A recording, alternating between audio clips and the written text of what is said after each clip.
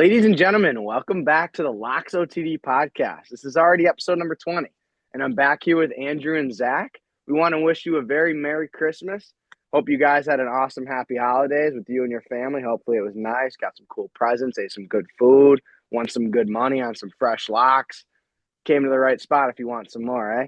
We went 3-1 last week for Podcast NFL Sunday, going plus 6 units, which is pretty good, which now brings us to plus 91.45 units total this NFL season, which is ironic because last week we went minus for units, yet went up. And then this week we went plus units and actually went down total. Like I said, because we factor in all of our NFL picks. It's not strictly just the podcast. We do all of our premium and free picks that we post on Instagram, Threads, Twitter. Those all get factored into our total units because it's not just total units for podcast. This is all NFL season. But anyway, so like I said, we're going to go over our recap of last week, and then we're going to bring you right into NFL premium locks for this week, and that's it. This podcast is strictly for NFL, so let's kick it off with the recap, kid. Yes, sir. Last week I had Ravens money line, and I was a little parlay with Bengals -2. Ravens played the Steelers. Quick work, 34-17, easy money. Bengals, we should have just took the spread there straight up because they shit on the Browns, 24-6. So that was a quick little dub, 3-star. Zach, what'd you have? I had the only loss. I had Jaguars money line in this one. Um, Tuffy. Interesting how Aiden O'Connell was able to play. 2 weeks ago he got carted off the field, got put in an air cast, but less than 2 weeks later he was run around almost as the Raiders' leading rusher. Made a big difference in that game. So his injury wasn't as bad as they thought. He was still on IR by the time Thursday rolled around when we did the pod. So very unfortunate he ended up playing, but he did his best Paul Pierce impression and maybe overdid that injury just a little bit. So But yeah, so then I'll kick you with the 3-star that we had. Commanders plus 4.5, minus 130. That cash. And don't forget, we told you, money line is also great value at a plus 175. I believe it closed at versus the Eagles. They won 36-3 in an electric game. Great ending there. I don't know if you saw. Then we had for a 2-star on Detroit, Jahmyr Gibbs, 90 plus rushing yards at a minus 120. That cashed, of course, with 109 yards and a touchdown. There's no David Montgomery, so that's just common sense at that point. Like, come on. But yeah, so we went 3-1 with our football slate plus 6 units. Like we said, we cashed both 3-stars, which is 3-unit plays, and then 2-stars is 2-unit plays. Keep that in mind. We go by star ratings for everything. So good week, and we're looking to roll into this week and stay hot. So Andrew, I know you got one of the Saturday games, so kick them off with that today. Yes, sir. 3-star for Saturday will be Bengals money line -170. Uh, I don't gotta explain myself for the 15,000th time on this podcast on why I'm taking the Bengals. If you haven't seen the past 5 podcasts, I mean, I've been riding them. It's just how it's been. When they were 4-8, I've been telling you guys taking them because this is the team that they're gonna want in the playoffs. This is the number one offense. So just keep riding these Bengals -170 against the Broncos. I don't think they're going to be in the playoffs. So lock that one in, quick 3-star. Love it. Yeah, I don't think Broncos are making it in either.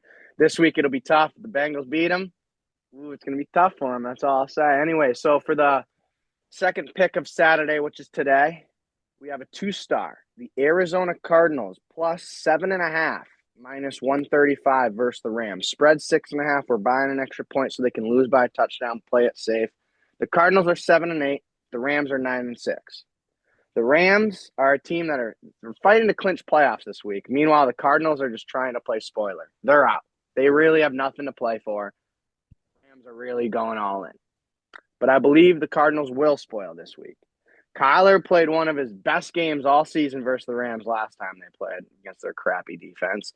Trey McBride's coming off a slow week. Yeah, well, I expect him to do some things this week. And then also, don't forget, this is a divisional matchup. I expect things to be tight.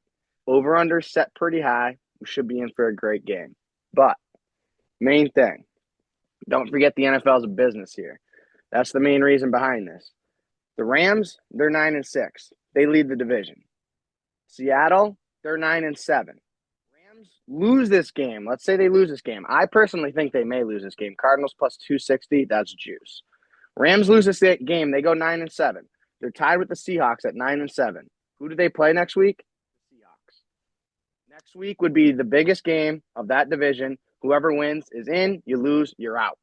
Makes it interesting. Makes me want to watch next week. So I think this pick kind of factors into somewhat of next week. And that's why I love the Cardinals. But we're playing it safe with the Cardinals +7 here so they can lose by a touchdown. -135 versus the Rams. Lock it in. Then we'll roll right down into Sunday. Zach, kick them off with your Sunday locks. Yeah. So we're going into one of our 2 stars. We're going Cowboys +7.5 at a -110. The Cowboys are coming off 4 out of 5 wins in their last 5, as they take on the Eagles in Philly. Since Cooper Rush has taken over at QB, this team has been completely different as they have no longer been able to struggle offensively. They've done a great job putting points up on their opponents. The only team who they really struggled against was the Eagles the first time around. But as compared to the first time these two teams played, the Cowboys are in a much different situation compared to where the Eagles are, as the Cowboys are finding their groove offensively. They're 7-8 and being eliminated already. They don't really have anything crazy to play for. They're playing for each other right now, and they're starting to find a groove. And I think right now, what we kind of mentioned earlier in the year, which I mentioned on Thanksgiving, is they're trying to show that the quarterback or that their quarterback is the issue, that Dak Prescott has been the problem. And it has been shown as they can win games with a guy like Cooper Rush. And I feel like in this case, the Eagles are battling some injuries. And I think they're going to play more conservative just with Jalen Hurts being out, which if that guy plays, I'm going to be really pissed because he already got ruled out. He's already been out. I've been really off these last 2 weeks with these damn quarterbacks not playing. So if this dude comes out of his grave and pops up like the Undertaker, I'm going to be pissed. But I expect that the Eagles are going to play more conservative just because they are pretty much locked into the 2 seed. They can still get the 1 seed, but all it takes is the Lions just to win one game, and they're pretty much locked in at the 2. So I don't expect them to do anything super crazy. It's going to be a divisional game. They want to get ready for the playoffs, and I don't think it's going to be much tighter than what they played the first time, which is why we're going 7.5. In case, like Angel said, they lose by a touchdown, we have that extra half point. So I think the Cowboys might give the Eagles a scare in this game, which is why we're going with them. So I love it, kid. Then, Andy, you want to give him yours? Yeah, so my Sunday pick is going to be a 1 star. It's going to be a little player prop. We're going to the Sunday night game. We're going to take Atlanta Falcons and Michael Penix Jr. for a tutty. It's a +900 on Fanatics. We got a little rain game here, potentially. Commanders defense, a little shaky. They give them around 3 touchdowns, a little over 3 touchdowns a game. So hopefully Falcons will score. I think they will. I think this game's going to be a little tight too. Commanders also are the fourth worst run defense in the league. So Penix gets a little loose, runs it out, maybe a little 3 yard run or something. Cash it +900. I see something right there. Little I see sneaky, value. That's what that is. little sneaky Plus pick. 900. Like you said, that's going to be a great game. That's all I'll Hmm. say. Falcons, Commanders, keep an eye on that one. Then I'll kick you with my 3-star for Sunday. A little big play here on the Jets. The Jets versus the Bills. We got Aaron Rodgers under 224.5 passing yards, -115. Found that one on ESPN Bet. I think DraftKings FanDuel has him around 221, 222. ESPN, you get the extra couple yards on this specific bet. So we went with it. Rodgers has gone over 225 passing yards in 9 of his 15 games played this season.